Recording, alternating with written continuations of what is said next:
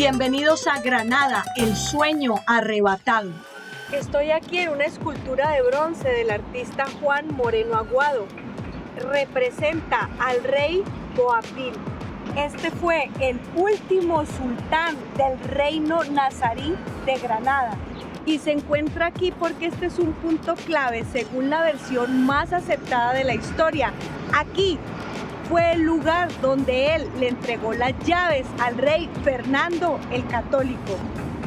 Algunos artistas también inmortalizaron este momento, como Francisco Pradilla y Ortiz, con ese majestuoso lienzo. Este momento es un gesto que cierra una era de 8 siglos. Cuando ya los musulmanes habían pasado muchas penalidades y no tenían apenas qué comer debido al sitio a que les habían sometido los reyes de Castilla, pactaron la rendición.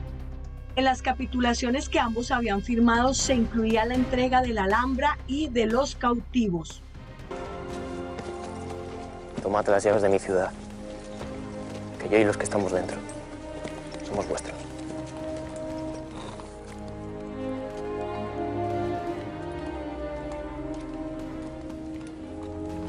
Mi señora. Complace más la gloria cuando se ha sufrido tanto para alcanzarla. Y es un deleite para mí poder contemplar el monumento de Isabel la Católica y Cristóbal Colón en Granada, de Mariano Benlliure, de 1892, que se hizo con motivo del 4º centenario del descubrimiento de América.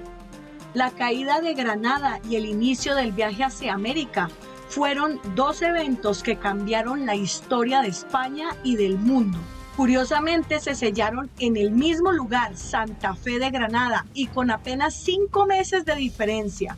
En el documento que firmaron los monarcas concedían a Colón los títulos de almirante del mar Océano, virrey y gobernador de las tierras que descubriera.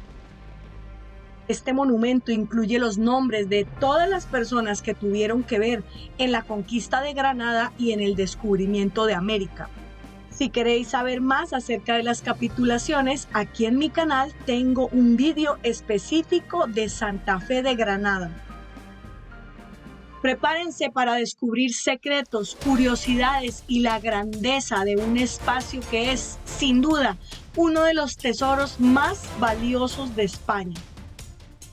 Vamos a recorrer todo el conjunto monumental donde se encuentra la majestuosa Capilla Real, donde se encuentran los restos de los reyes católicos y la imponente catedral, y cada rincón que cuenta siglos de historia, cultura y devoción. Y el primer edificio que nos llama poderosamente la atención es la madraza, que era un punto clave de aprendizaje islámico y otras enseñanzas, podría decirse una universidad de la época. Cuando los reyes católicos llegaron a Granada, reconvirtieron estas madrazas. Todo ello simbolizaba el triunfo del cristianismo sobre el islam. Esta madraza es un ejemplo claro de esa reconversión. Aquí se ven elementos cristianos y odas a los reyes católicos.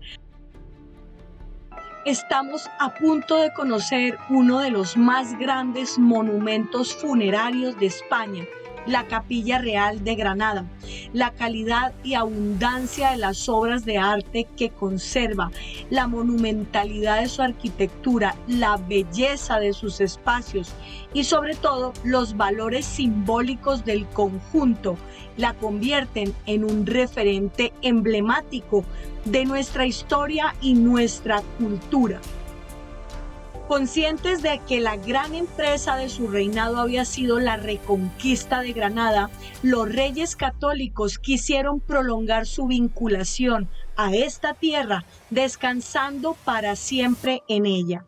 Cuando a la reina Isabel le quedaban 2 meses de vida, los reyes católicos extendieron una carta de privilegio por la que ordenaban que en la iglesia catedral de Nuestra Señora Santa María de la O de la ciudad de Granada se haga una honrada capilla a la mano derecha de la capilla mayor de la dicha iglesia, en la cual sean nuestros cuerpos sepultados. Se ha de llamar de los reyes.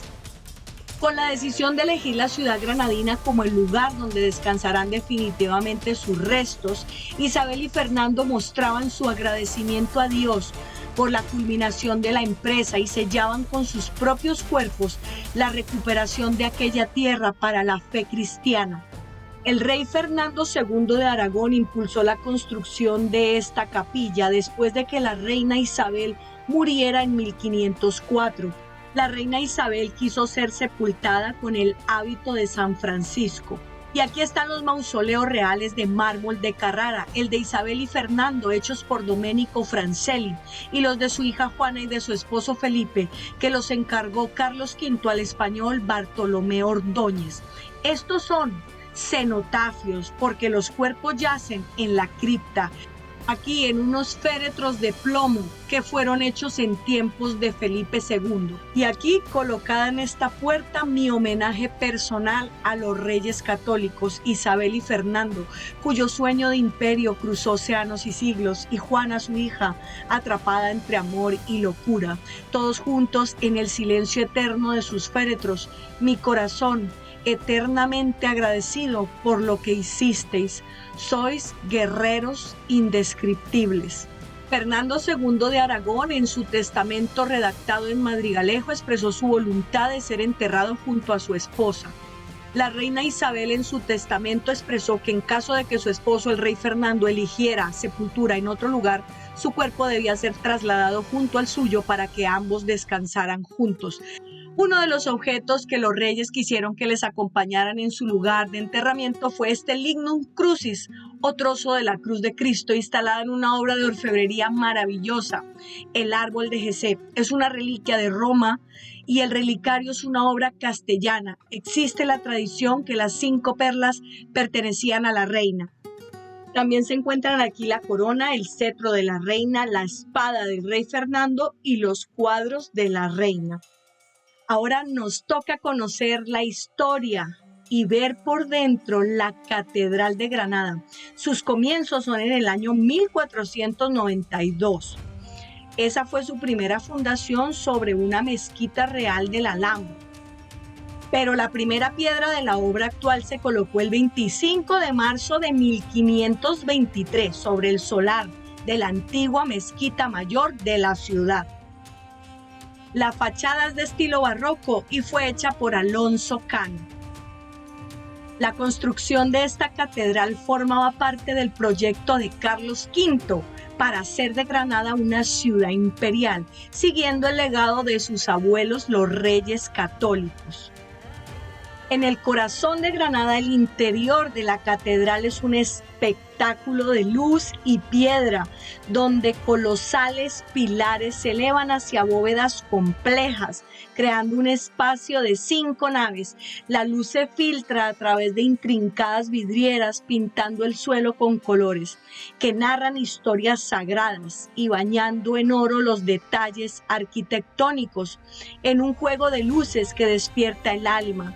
La capilla mayor, con su forma circular, invita a la reverencia, mientras que el coro y los púlpitos de arte renacentistas son testigos del esplendor de la fe y la mano del hombre. Fernando Chueca Goitía, un destacado arquitecto español, la describió como la más noble capilla mayor del orbe cristiano, Santa Sanctorum aureolado de la más arrebatadora belleza, vibrante de luz, cálido y emocional, como gloria sinfónica del tabernáculo. Esta catedral está llena de armonía, resultado del trabajo con diversos materiales, del encuentro de diversos estilos y aportaciones históricas, tonalidades y coloridos, transparencias y volúmenes, con contrastes de forma, escala y decoración. Desde que se puso la primera piedra en este templo catedralicio hasta su terminación en 1704, pasaron 181 años. Durante ellos suceden, tras el inicial estilo a lo romano, distintos gustos y tendencias artísticas, plateresco, barroco y neoclásico. El medio histórico de Siloé proporciona el sentido profundo de su programa arquitectónico e iconológico para la catedral. Y la verdad que es un deleite para los sentidos ver el órgano de la Catedral de Granada, que está reformado y constituido por más de 3.000 tubos, una auténtica belleza para los sentidos. Y este lugar, esta hermosa puerta, es la que une a la catedral con la capilla real. Y toda ella es un emblema político, porque aquí están representados los símbolos de Castilla y Aragón, de los reyes católicos. Y aquí en la sacristía les voy a decir el nombre completo de esta catedral: Santa y Apostólica Iglesia Catedral Metropolitana Basílica de la Encarnación de Granada. Aquí en este espacio se guardan importantes obras pictóricas influenciadas por la maestría de Cano. Así que observamos una gran colección de pinturas en sus muros. Aquí se guardan los vasos sagrados y también las vestimentas de los ministros del culto. Y me despido de la Catedral de Granada con la talla del crucificado que preside la sacristía, obra barroca de los hermanos García. Me acabo de encontrar la siguiente calle en Granada. ¿Ustedes qué dicen? ¿Será que entro o que no entro? Bueno, pues ahí les va la entrada a la callecita miniatura. A ver. Uy, miren, es que casi que entra, o sea, que es el ancho de mi cuerpo. Literal, bueno, por lo menos entré. Está bonita la callecita. Bien pequeñaja, mira. Por ese huequito. Ahora entendí la frase de que todo es posible en Granada. Sí, señor, es verdad. En lo alto de la colina de la Sabica, la Alhambra se alza como un sueño, como un palacio que parece haber surgido del aire, bañado por la luz del sol y el reflejo del río Darro. La Alhambra fue tomada con respeto. Sus muros, que habían escuchado las plegarias de sultanes y visires, vieron ahora entrar a Isabel y Fernando, los monarcas que iban a cambiar España para siempre. Y sin embargo, la Alhambra sobrevivió, testigo eterno de la fusión de culturas, de la belleza imposible de un arte que mezcla el agua, la geometría y la luz. La Alhambra no es solo un palacio, es la historia en llamas y en silencio, la gloria que sobrevivió a la conquista y que sigue deslumbrando al mundo entero. Y hoy, al mirar sus torres, recordamos a Isabel y Fernando, los monarcas que unieron España, que escribieron la historia con visión, coraje y determinación, y que llevaron la corona de Castilla y Aragón hasta los confines de un mundo nuevo.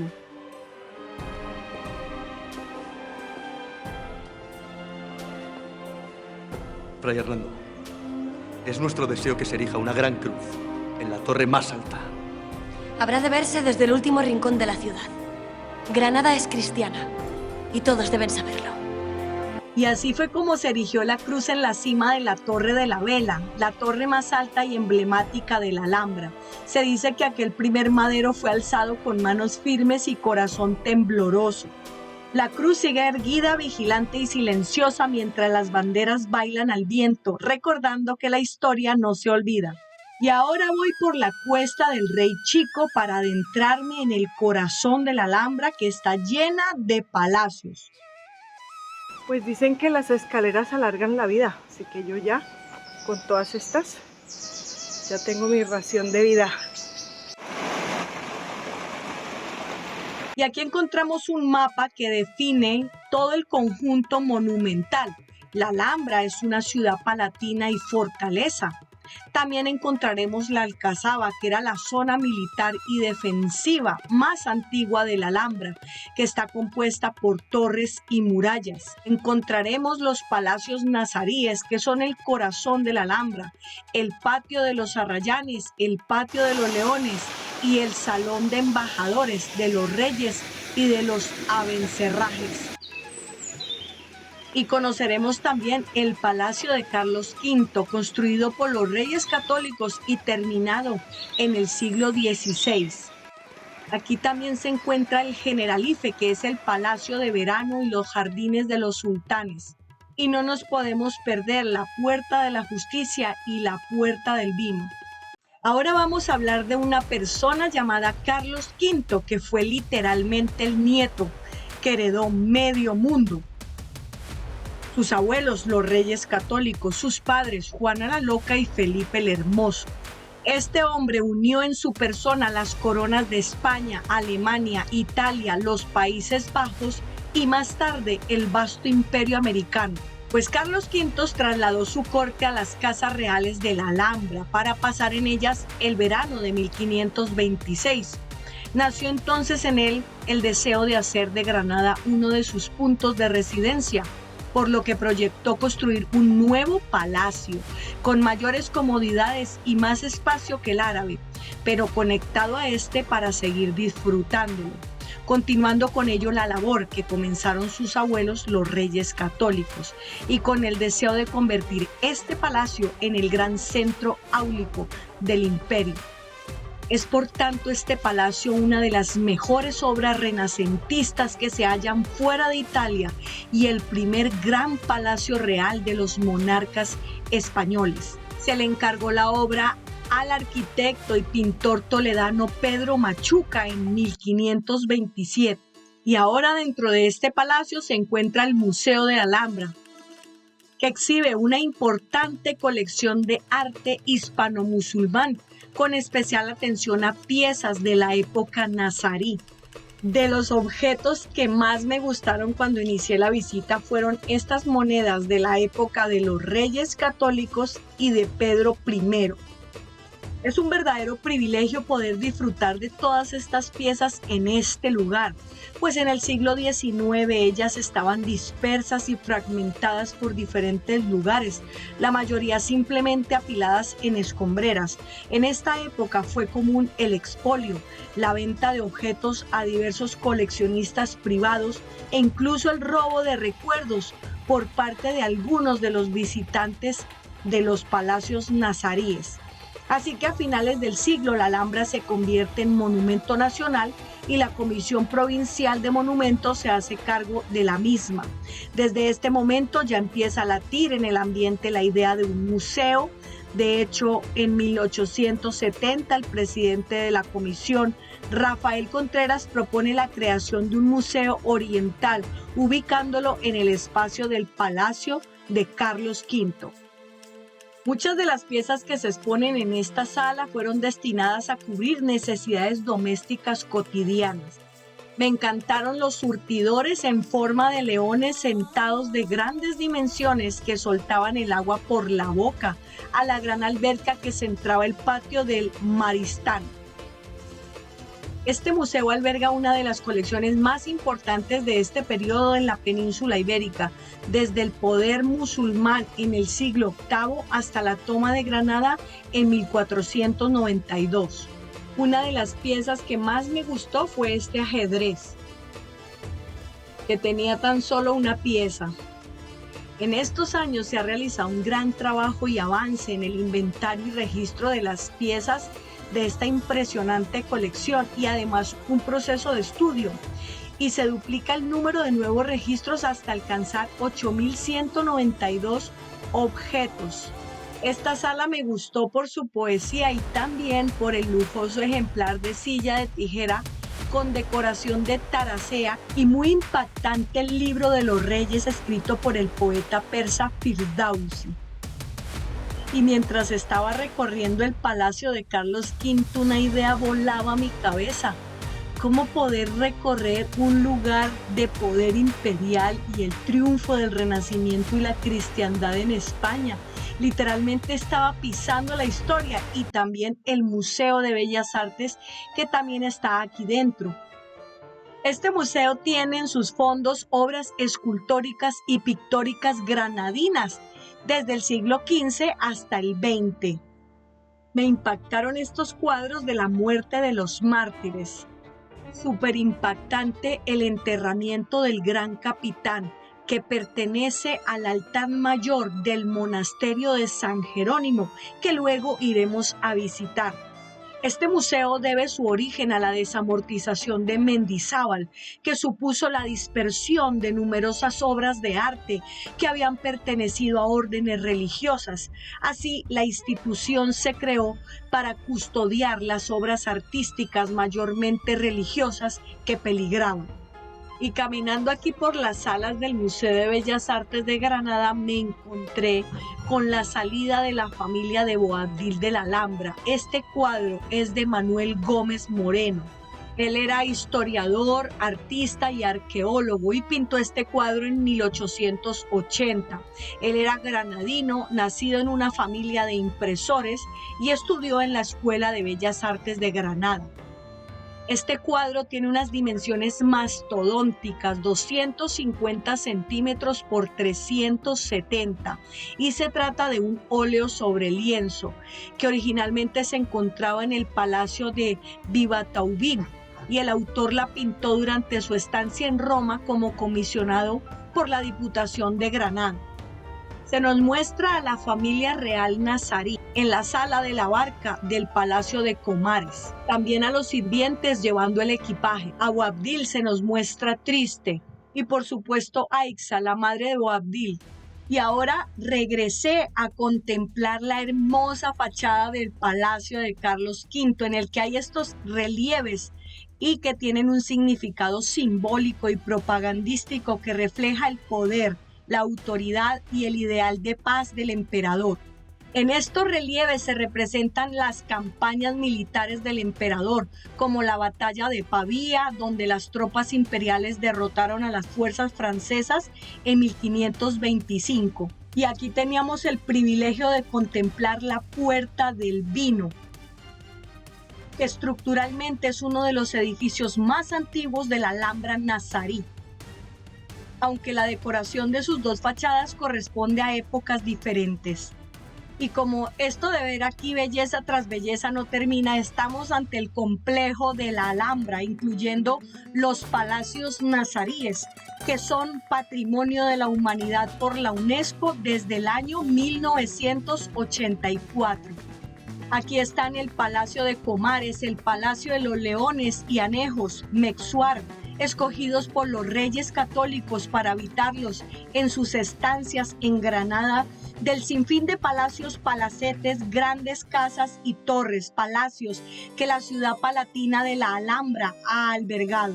Ahora fuimos a conocer la iglesia de Santa María de la Alhambra, que se inició con la conquista de Granada en 1492, cuando se construyó sobre una antigua mezquita real.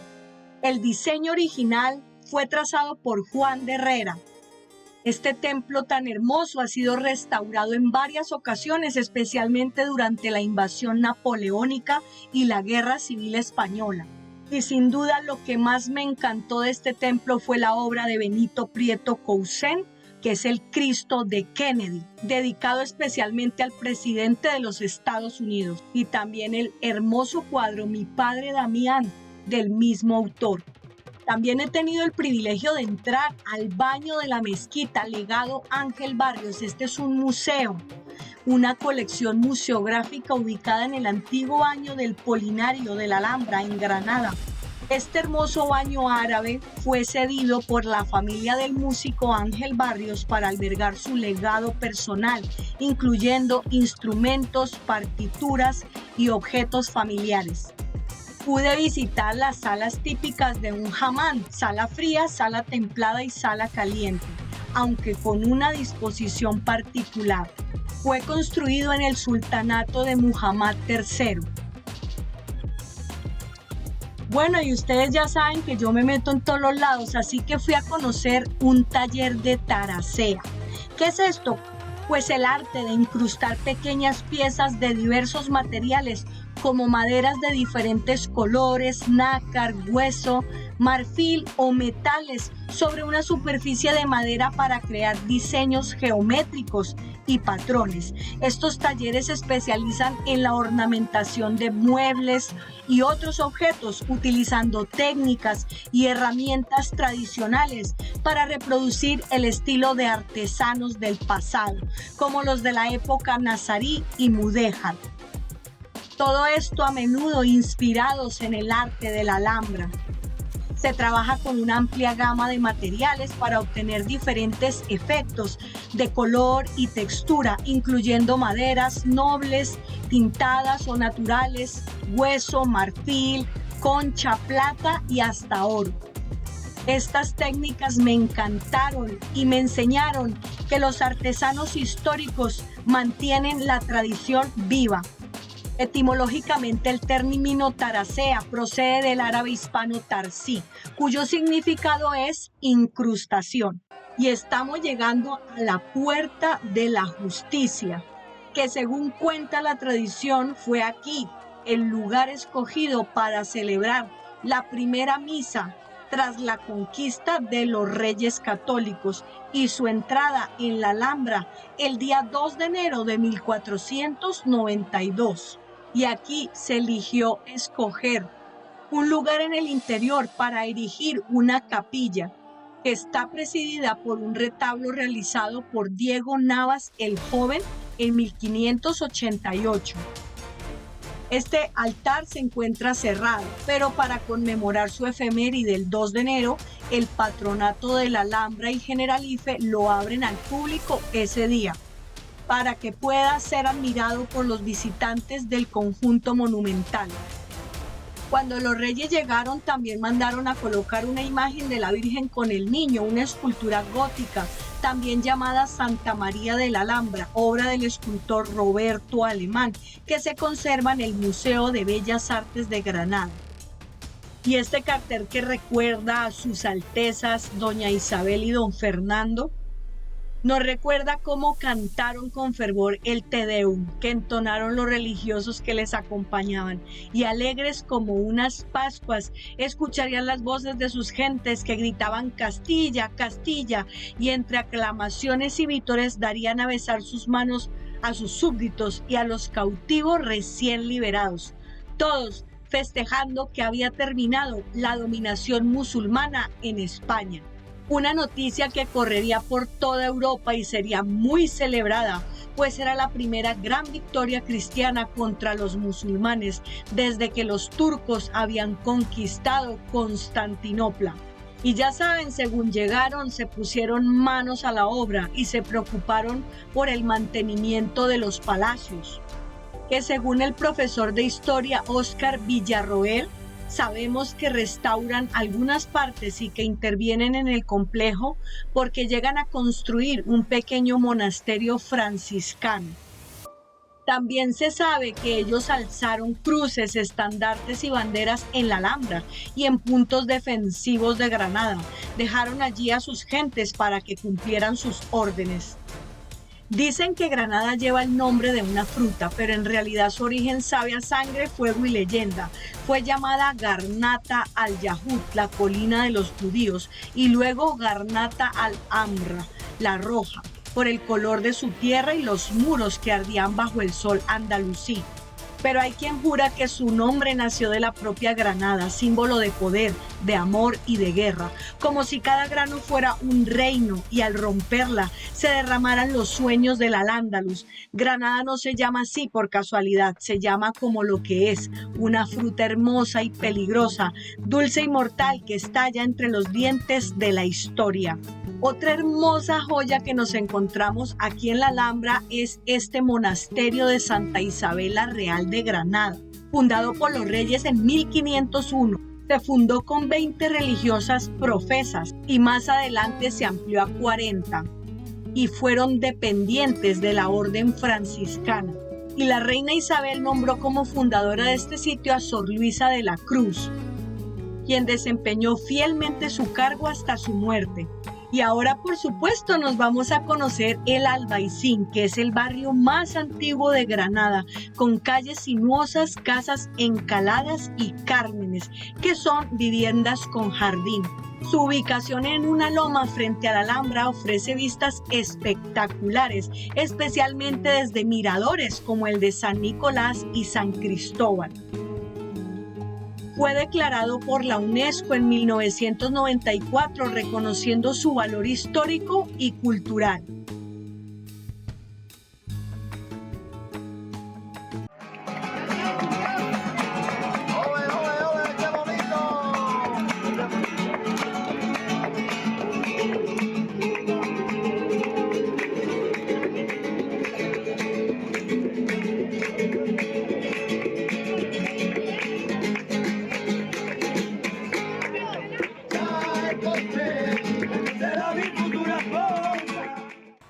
Pocos barrios como este pueden decir y presumir de que tienen 3000 años de antigüedad.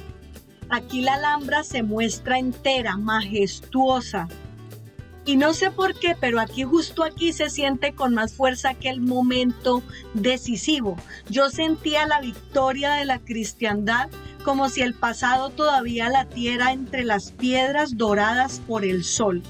Y en este momento mi mente viajaba en el tiempo, estaba imaginando la felicidad de los reyes católicos, el alivio, la emoción contenida de todo su ejército tras tantos años de lucha. Ya los veía cruzando las puertas de la Alhambra sabiendo que por fin, después de tanto sacrificio, aquella victoria era suya. Y fui a conocer uno de los tesoros de este barrio, el Carmen de los Geranios. Se llama así a la típica vivienda granadina que está llena de jardines y que esta acoge el Museo de Max Moreau. Su salón de música me dejó sin aliento. Max Moreau fue un pintor belga que en los últimos años de su vida se afincó en Granada y donó todo su patrimonio a la ciudad. En el año de 1998 su Carmen fue rehabilitado como museo. ¿Se imaginan tener un patio en tu casa al que tú salgas y de repente tengas estas vistas?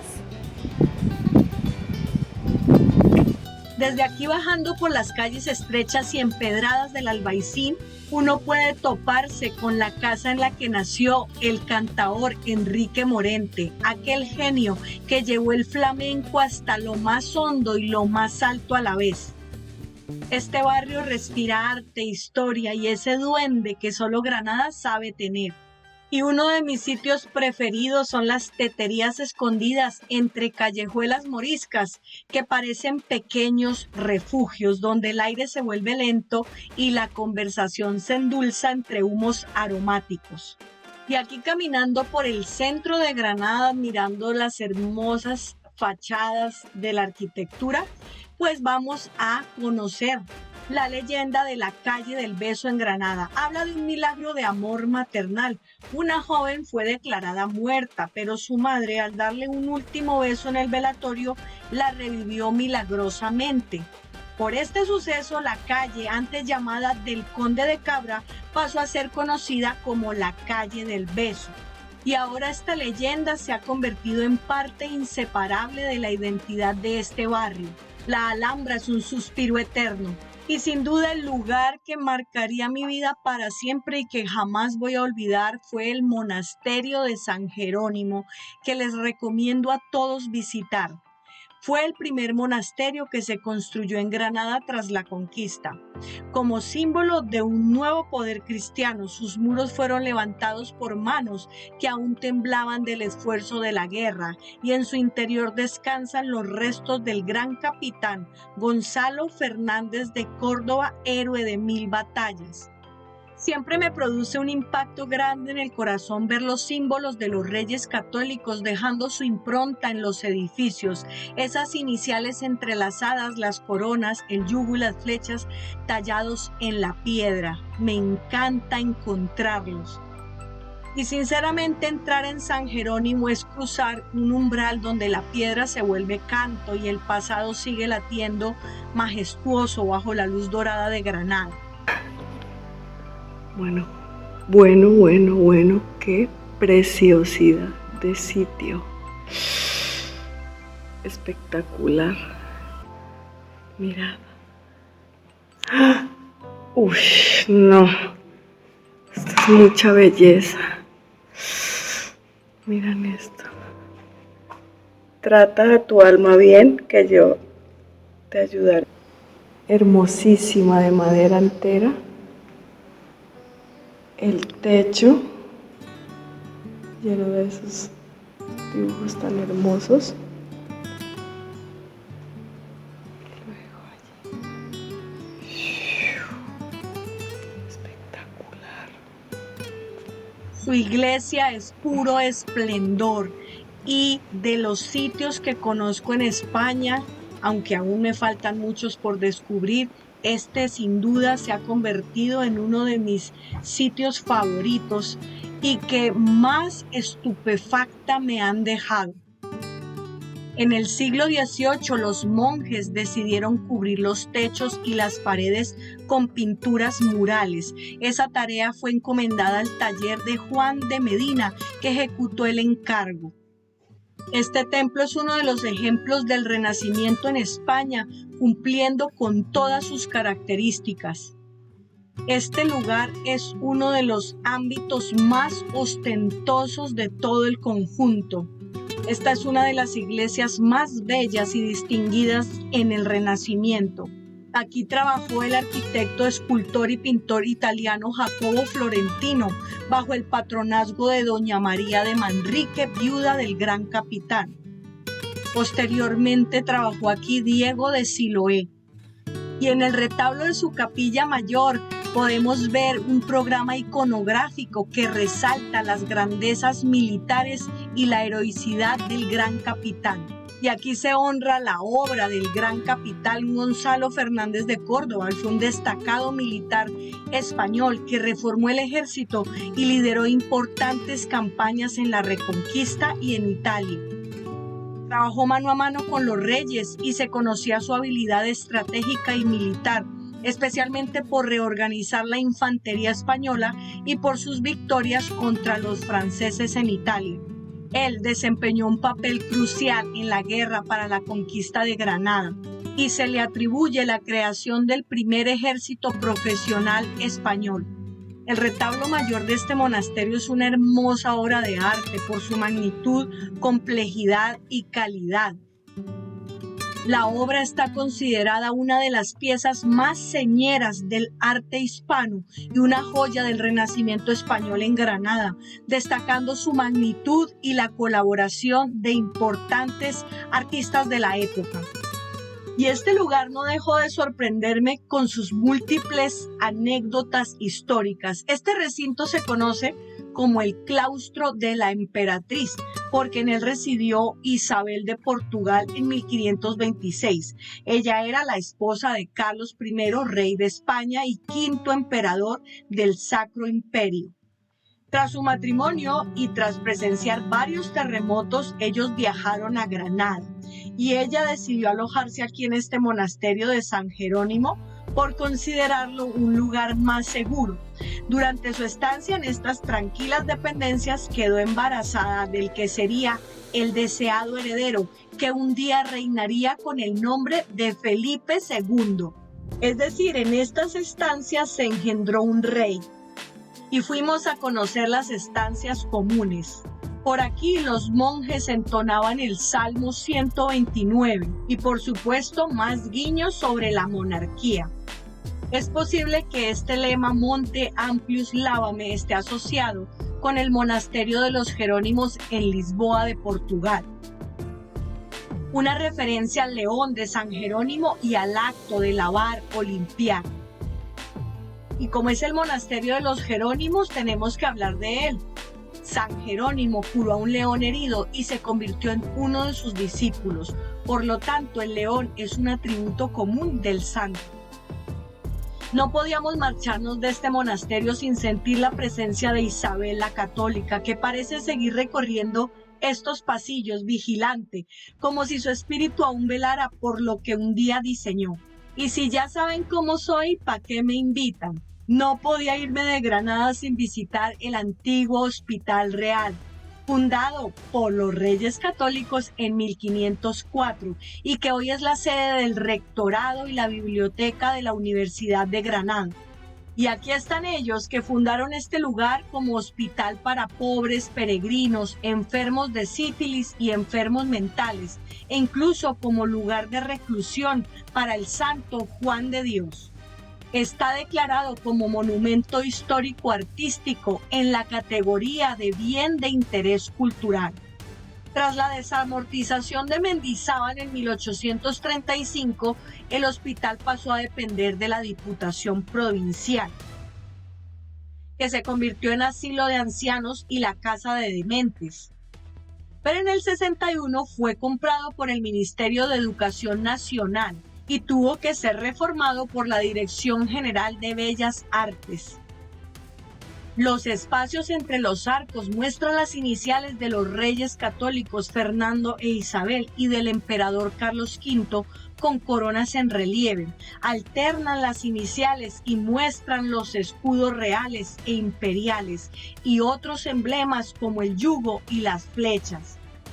La carta de privilegio dictada por los reyes en septiembre de 1504 en Medina del Campo versaba así: se acuerda fundar e edificar en la dicha ciudad un hospital para acogimiento y reparo de los pobres, el cual dicho hospital es nuestra merced, que se llame el Hospital de los Reyes. Y de las cosas que me gustaron fue esta escultura de Carlos V en pie, erguido y mirando al infinito.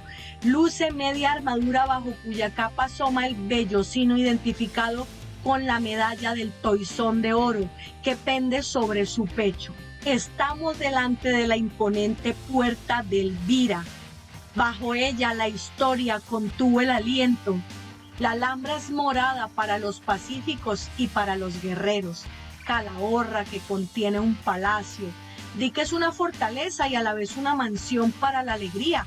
Es un palacio en el cual el esplendor está repartido entre su techo, su suelo y sus 4 paredes. En el estuco y en los azulejos hay maravillas. En el corazón del mármol despierta el agua y canta con voz antigua, como si el tiempo bebiera de sus labios. Oh fuente del paraíso, donde el agua no cae danza, donde el silencio no existe reza, donde los leones de piedra y el alma custodian la eternidad de Granada. Y aquí pisando la Alhambra, Isabel y Fernando, la reina de fuego y el rey de acero. Tras ellos el aire tembló y Granada, la roja, contuvo el respiro. Ella avanzó despacio con la mirada firme y los ojos llenos de siglos. Él sostuvo su estandarte y el sol, al tocarlo, pareció arder en oro. Y cuando la cruz ondeó sobre las torres, Granada se hizo silencio. Un silencio tan profundo que aún hoy en las noches sin viento puede oírse el rumor de sus nombres flotando sobre el Darro como un juramento eterno. Isabel y Fernando, los reyes que unieron la tierra y el cielo. Sabedores de que tras ese umbral terminaba un mundo y nacía otro. Los muros rojos de siglos temblaron ante ellos. Y cuando la cruz se alzó sobre las torres, el cielo cambió de color. Granada se rindió, pero en su rendición nació España. Aquí comenzó todo, aquí los reyes tocaron la eternidad. Aquí donde los reyes hicieron historia, yo solo pasé a escucharla. Nos vemos en mi próxima aventura.